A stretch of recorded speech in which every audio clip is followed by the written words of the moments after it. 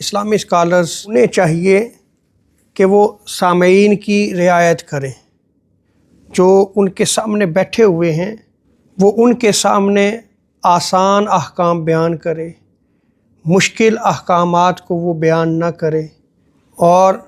جب تک سامعین توجہ کے ساتھ سنتے ہیں اتنا ہی وہ بیان کرے، اس سے زائد بیان نہ کرے۔ جیسا کہ صحیح بخاری کی روایت میں آتا ہے،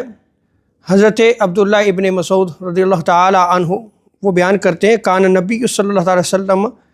یتخولنا بالموعظۃ فی الایام کراہۃ السامۃ علینا، کہ آقا علیہ الصلوۃ والسلام ہمیں مختلف ایام میں نصیحت کیا کرتے تھے، ہر روز نصیحت نہیں کیا کرتے تھے، ہر وقت نصیحت کے لیے آقا علیہ الصلوۃ والسلام جو ہے وہ صحابہ کو نہیں بٹھا لیا کرتے تھے، بلکہ آپ علیہ الصلوۃ والسلام نے ایام کو مقرر کیا ہوا تھا۔ جب حضور نے ایام کو مقرر کیا تو اس سے ثابت ہوا کہ کوئی ٹائم اگر مقرر کر دیا جائے تاکہ لوگوں کی سہولت ہو، یا دن مقرر کر دیا جائے، تو یہ بھی آقا علیہ الصلوۃ والسلام کی سنت مبارکہ ہے۔ حضرت عبداللہ ابن مسعود رضی اللہ تعالیٰ عنہ بیان کرتے ہیں کہ حضور علیہ الصلوۃ والسلام نے ہماری رعایت کی وجہ سے